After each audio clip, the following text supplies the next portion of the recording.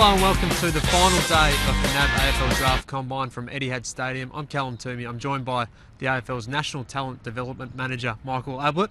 Mick, we're at day 4. The Combine, the National Combine is done. The State Combine is going on behind us, but it's all done and wrapped up for the National guys. How'd it go? Yeah, well, the boys are exhausted, Cal. They're certainly going to sleep well tonight. They're outstanding.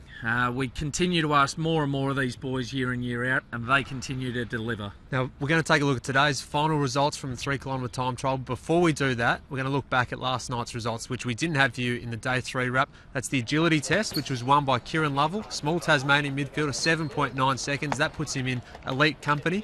And Josh Schoenfeld won the beep test with a time of 16.2. That's the second all-time highest recorded in Combine history behind Billy Hartung's 16.6. That's an amazing effort, Mick. It is, and he's been outstanding, Josh. He showed a little bit during the NAB AFL Championships and his ability to cover the ground and break the lines. So to see that sort of effort and run a 16 beep, and that's on the back of the repeat sprint test as well, Cal, so an extraordinary effort. Now, he backed that up today by recording an all-time high. He won the 3 kilometre time trial with a time of 9 minutes and 15 seconds. That eclipsed Jack Hiscock's time of 9 minutes and 18 seconds last year. Amazing effort to go back-to-back with these two key events. Yeah, it was, and that's huge. It says a lot about a player's character to be able to back up and do what he did today and set an all-time record. Brad Hill was the last one that did that when he was running around here with Will Hoskin Elliott a couple of years ago. So we've seen Brad's ability and his leg speed at AFL level. Well, Josh Schoenfeld might be the next one to have those sort of capabilities. There's been plenty of great performers across the few days. One that we're all looking at was Jacob Wiedering, the potential #1 pick. He fronted the cameras earlier today to talk about the pressure of living as the nominal #1 choice for this year's draft. Yeah, obviously it's a massive honour and privilege to start off with amongst so many boys throughout Australia. Having that #1 tag is... it does carry obviously a little bit of pressure, but you just worry about your circle of influence and worry about just enjoying the game that you've loved since you're a young kid.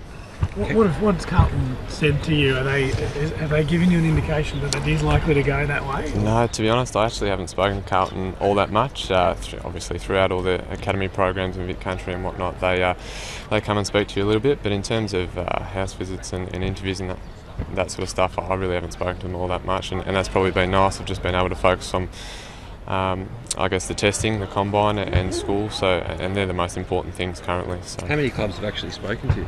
I've just had the 2 in terms of house visits. I've had Essendon and Brisbane come to my house, and a few just at the combine in the last 4 days. So we expect Wiedering to be the first player picked at National Draft in November in Adelaide. The first player drafted overall in this sort of exchange period is Irishman Colin O'Riordan. He becomes a Swan as an international rookie, a Category B rookie. What can you tell us about him, Mick?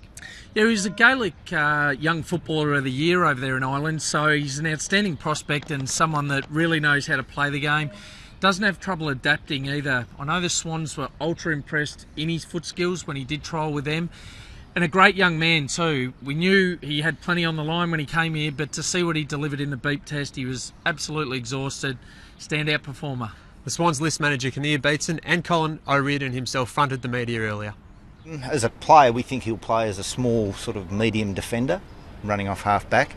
The things that really impressed us was how well he kicks the footy for a guy that's grown up with a round ball, but also his hands were very good over his head and at ground level.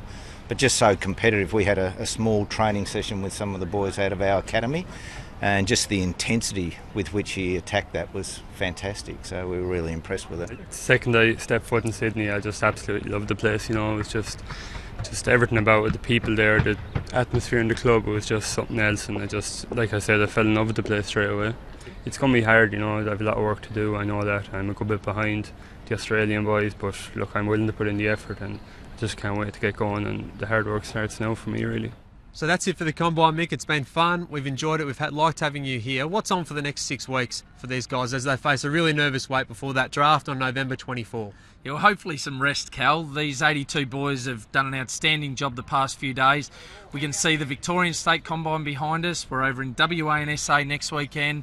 and in Sydney for the NAFL Combine the following weekend. So about another 120 players yet to be tested, and plenty of opportunities afforded to them. So no rest for you, Mick, a little bit of rest for me, and hopefully some more for the players as they reach that really exciting period of their life. Thanks for coming in and joining us over the show over the last couple of days. We hope you've enjoyed our coverage of the NAB AFL Draft Combine from Etihad Stadium this week. Full results will be online on afl.com.au over the next few days. We'll see you soon.